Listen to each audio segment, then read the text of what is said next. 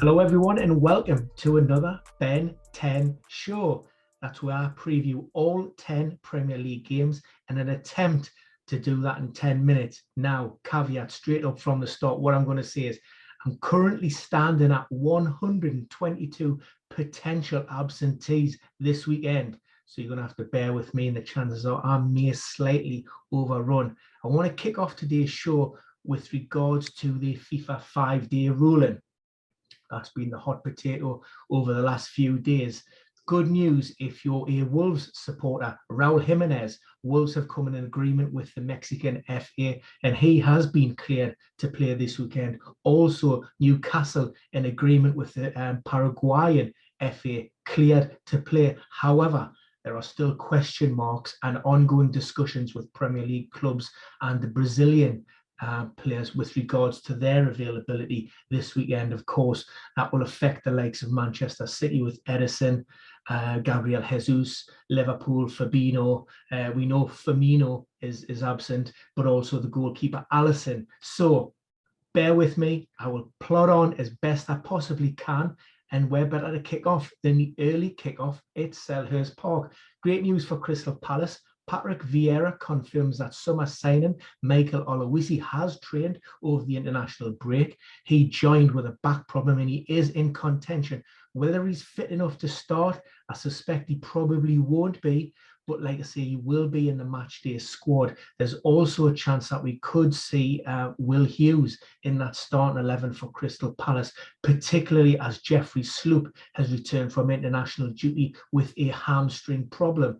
Elsewhere, long-term absentees, Nathan Ferguson and also Eze. Yep, that's the one. Both ruptured Achilles. They're progressing very well, but we're talking about erring on the side of caution, and we're still some way off either playing, joining team training, never mind getting back on the pitches. So it's going to be towards the end of this year, possibly even early 2022. Opponents Tottenham, again, it's going to be a bit of a minefield, and there are a lot of question marks with regards to availability. What we do know, Christian Romero, Giovanni Lo Celso, Davinson Sanchez, all three of those players will be quarantined for at least 10 days, so they're out of this game week. Elsewhere, what we do know is it's highly unlikely that Heung-min Son will feature. He was withdrawn from Korea's last game after complaining of discomfort in his calf. Now, again, the medical team want to assess that to see the severity, but Nuno admits it doesn't look great. Elsewhere, we have Oliver Skipp, Ryan Sessegnon, and also Stephen Bergwijn. They were all picked up knocks with their respective national teams. Now, again, we don't know their availability. For me, Skipp would be the biggest concern because that is a groin issue. Any soft tissue, any muscular problems with this quick turnaround will be difficult to recover from. All of those injuries and absences could open the door for Ndombele. He's been out of the first team picture this season, seemingly around concerns over his fitness. Nuno says he has been training, he is available, and discussions will open dependent upon the availability of everybody else in that squad. Now, across London, more good news for Arsenal. Their treatment room appears to be empty as well. We only have two definite absentees for their game against Norwich City. Granit Xhaka, we know, tested positive while away with Switzerland. He is in his homeland for the moment. If he returns a negative test, then it is possible that he could fly back to the UK over the weekend. However, we know that he's serving a 3-match ban anyway following his dismissal against Manchester City in game week 3. And secondly, the only other missing person is Mo Elneny. He tweaked his hamstring while on international duty with Egypt, and it's thought that he could be back on the training pitches within 2 to 3 weeks. So what does that mean? It means that Ben White, COVID-19, is back in full training and available. Thomas Partey, ankle ligament, a high ankle sprain, back in full training and available. Eddie Nketiah, ankle, back in full training and available. There are question marks with regards to seeing Kolasinac. He picked up a knock playing for his national team, missed the game, returned, and then was replaced at the break. So that's one question mark there. And also Emile Smith-Rowe, who was released from England under 21 duty through illness, but that is not COVID related. And also Mikel Arteta spoke about the possibility of registering new signing Takehiro Tomiyasu in time for this weekend. That looks like that paperwork has went through, and he will be available if Mikel wants to call on him. Again, he hasn't had many sessions in there, and indeed Arteta only met him for the first time on Thursday, so I would suggest that any involvement would come from the bench. Opponents Norwich City, again, where do we start with Norwich? I'm going to have to check this one as well, because we are looking at a total of 8 players. Christos Tazolis, the young winger, had made a good impression in the Carabao Cup, but missed the subsequent Premier League game because of a calf problem. He has trained. If he comes through the final session without any problems, he will be available and in contention. Bali Mumba, he was another player injured in the Carabao Cup, dislocated. Well, Daniel Farke said his knee. Given what we know in terms of his timeframes and coming back, it's probably his patella, his kneecap. He has trained, and that looks pretty positive for him. Kenny McLean, released from Scotland squad, complaining of knee discomfort. He has worked lately with the squad, and it's looking positive for him. There are question marks over Joshua Sargent. He played in a World Cup qualifying game for the USA early hours of Thursday morning. That means it's a very, very quick turnaround. And at the time of Friday's press conferences, he still wasn't back at the ground. So one, he needs to be assessed because he's been complaining of a hamstring problem. And secondly, he hasn't had the appropriate amount of recovery time. So again, I don't foresee Sargent certainly being that starting 11, and it may be a risk to even involve him at all. Sam Byron, Christoph Zimmermann, and Dimitris Giannalis, hope I haven't butchered that name too bad, are all ruled out. Remember, you can check out the injury table at www.premierinjuries.com for all of the latest updates to find out a little bit more about those injuries and give a little bit of context. Brentford, great news. Long-term absence remain the same, but Anyoku, he missed out in game week 3 against Aston Villa because of COVID. He's cleared, he's trained, and he's absolutely fine.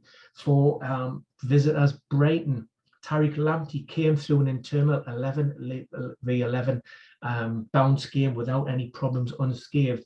Now, Graham Potter said this week will come too early. Realistically, we're looking at the Carabao Cup. Fingers crossed. Later this month, we'll see how that goes.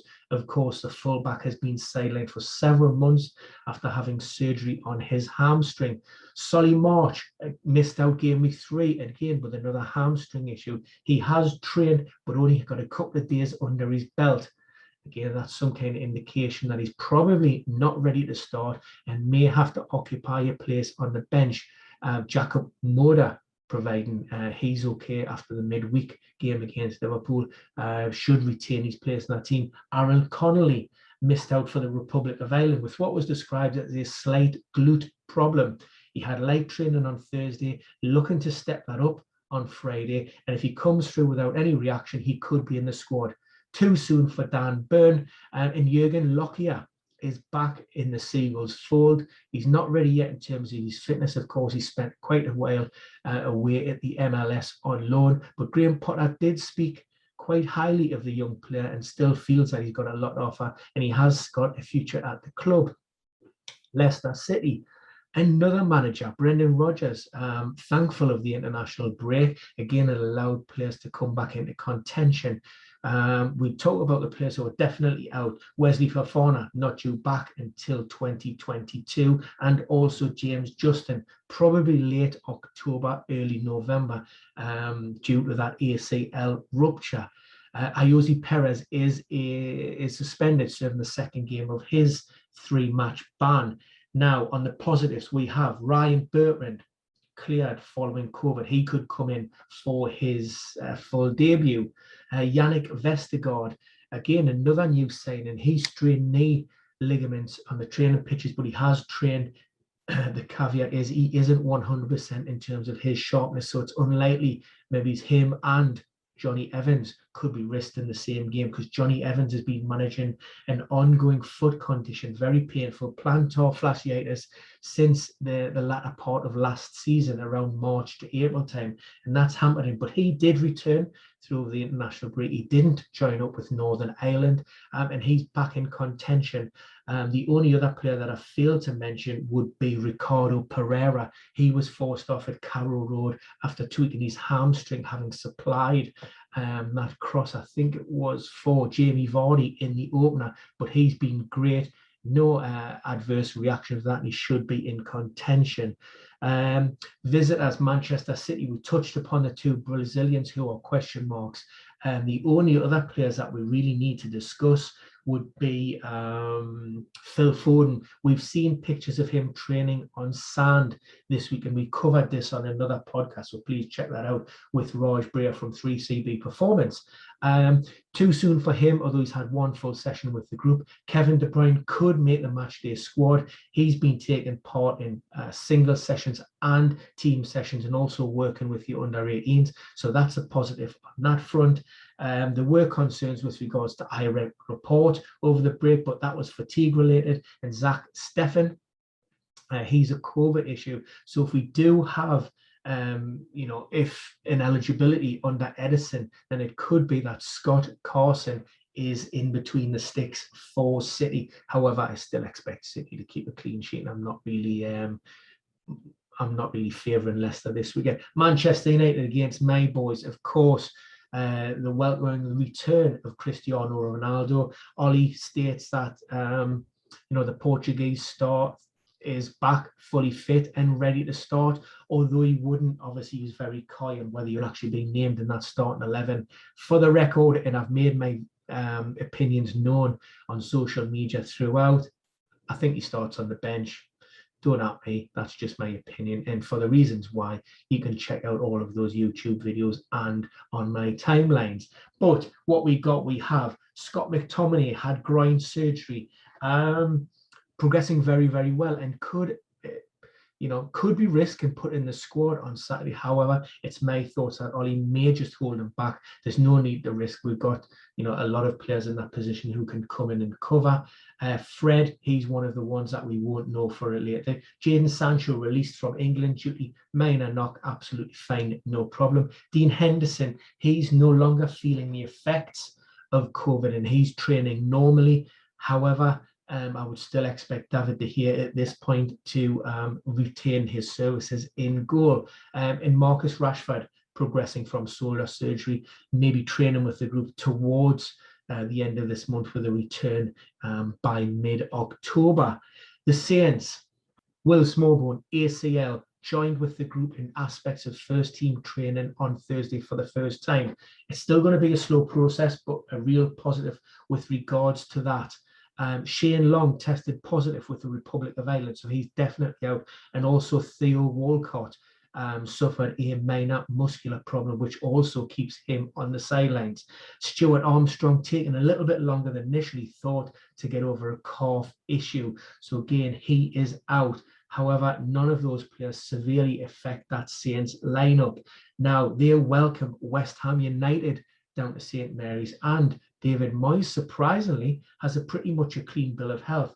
Arthur Masuaki was been the only long-term injury concern, but he has been playing for the under-23s, 3 games under his belt, so he is fit and available. Of course, Mikel Antonio has been playing for Jamaica, and David Moyes said that the player will need to be managed, but he does feel that he's in a better position now than he ever has been in terms of those hamstrings and keeping him fit and ensuring that he doesn't suffer any kind of setbacks, recurrences, or injuries. Watford, where are we now? Ben Foster, sidelined, hamstring, gone. Dan Gosling should be back. I think it was illness, possibly COVID, although there was no official release on that. João Pedro back on the training pitches and potentially in contention. However, Kiko Firmino isn't. He had a groin surgery in the summer, and he's been working through these months to get his fitness back. He was involved in the Carabao Cup at the back end of August, but he isn't fit enough for the first team squad in the Premier League. He's still working with the physios, and he's going to be kept out of the first team for now. There are also question marks, and I haven't mentioned this one, is Francisco Serralto Cavallo, the centre-back. Again, we're talking about a FIFA 5-day ruling here. If he is cleared, great, he'll start. If he doesn't, it's probably Cabalese who will come in at the heart of that Watford defence. Opponents, Wolves. Raul Jimenez, we know, cleared. Willy Bolly, past fit. Generally, Daniel Podence, fit. The Wolves are looking pretty good in terms of their injuries. Johnny Otto is a long-term absentee, and also Pedro Neto following a setback. The only other slight concern is Hugo Bueno, but he's more of a development player anyway, and we wouldn't expect him to have too much impact on the first team this season. At Chelsea, mixed injury update from Thomas Tuchel. What we do know, Romelu Lukaku has been managing an ongoing thigh problem for some time. Fortunately, there was a little bit of a scare in Belgium, but he has trained for the last 2 days and he's absolutely fine. Christian Pulisic went away with the US men's national team. Of course, missed out in game week 3 due to COVID. Was hoped that he would get some fitness and build minutes while on international duty, which he did, but he also picked up a knock, returned to Cobham on crutches just on Thursday. Now, fortunately, it doesn't look as bad as what's first thought, and Tuchel's thinking maybe in and around that 10 to 12 day mark before he's back in contention. And N'Golo Kante, injured against Liverpool game week 3 at Anfield, forced off with an ankle injury. Saturday will come too soon, but he is hoping to return potentially in the Champions League next week. So that's good news with regards to that. Aston Villa, another extensive injury list down at Villa Park. So what we do know, Leon Bailey, hamstring, trained fully, back in contention. And then Bertrand Traore, hamstring, trained the last few days, good chance of being involved, but probably from the bench. Emiliano Buendia and Emiliano Martinez, they joined up with Argentina and must now are in a period of quarantine and are training out in Croatia. Now, providing all of that goes well and they submit negative tests, they should be back in game week 5. Elsewhere, Morgan Sanson, sidelined since March to April with a serious knee injury, back in full training. Jacob Ramsey, and John McGinn, both COVID absences. Game week 3 McGinn played for Scotland, is fine, and Ramsey has also been in full training. Kieran Dennis, maybe he'll return to train later this month. Trezeguet out probably for the remainder of the year. There's also a slight update on the youngster under 19 England international Carney Chukwuemeka. Apologies if I've absolutely butchered that name, but he picked up a knock mid-week and he won't be available. For Leeds, we only have one confirmed absentee, Robin Koch. The rest, Stuart Dallas, where we're looking, Klitsch and Firpo, they're all back in contention, while there are still question marks over the availability of Rafinha. Fingers crossed, common sense will prevail. For Liverpool, Jurgen Klopp confirms Virgil van Dijk, who picked up a knock against Turkey, is absolutely fine. 100% no gaffer, I'm 200%, were his words, and he's trained absolutely fine. So that's great news. There are concerns with regards to James Milner, calf issue. He hasn't been involved with the group, but Harvey Elliott is. Roberto Firmino, sidelined with a hamstring problem, although with regards to that Brazilian FA 5-day rule, we don't know if he could have made it anyway. Nico Williams and Takumi Minamino, apologies. Question marks over their availability with thigh and ankle problems, respectively. Where we at? Nearly there. Everton, Monday night, entertain Burnley at Goodison Park. Now, Rafa Benitez confirmed that James Rodriguez has been back at Finch Farm, although he does need to do a little bit of catching up in terms of his fitness. Of course, the South American has been heavily linked with moves away from the club, but nothing's come to fruition. So for now, he remains on the books. But Benitez wasn't mixing his words, and he has to show his commitment to getting back into the team. There was a good news with regards to Seamus Coleman.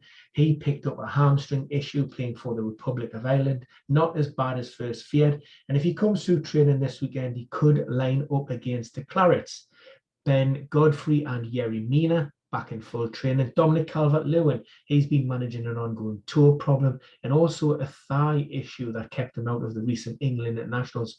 Good news that the break looks to have served him well, and he has been pictured on the training pitches. Tom Davies is very close after missing the game with Brighton, and Fabian Delph is the only other issue with a shoulder problem. Now for Burnley, they've had a really good transfer window. Sean Dyche happy with those signings. However, a number of those players that he brought in are actually questionable for this weekend. Nathan Collins, Republic of Ireland, again released him from his squad, but Sean Dyche said he is working outside. However, that is with the physio, so there's no guarantees whether he could make the squad on Monday night. Maxwell Cornet, he picked up a dead leg playing for the Ivory Coast. Now, fortunately, that doesn't look to be too serious, and he could be one of those new signings who is involved on Monday night. And finally, Connor Roberts, an ongoing groin problem that was exacerbated during the Euros that required surgery. Initial timeline was in and around 12 weeks. He is slightly ahead of schedule, so it is hoped that he could return before the end of this month. That is your whistle stop tour. If I've missed anything or you want to hear any more, please bang your comments in the box below. Always read them. I'll try to get back to as many as possible. And if you like these types of videos, remember to subscribe. And we're looking at 10 at 10. And I've just, if we don't tell Jason, he might never know, but I've just exceeded my limit. Anyway, guys, we have a live Q&A stream ahead of Saturday's FPL deadline. So make sure you tune in, set your reminders, and I'll see you there to answer all your questions. And before I forget, have a great weekend and good luck.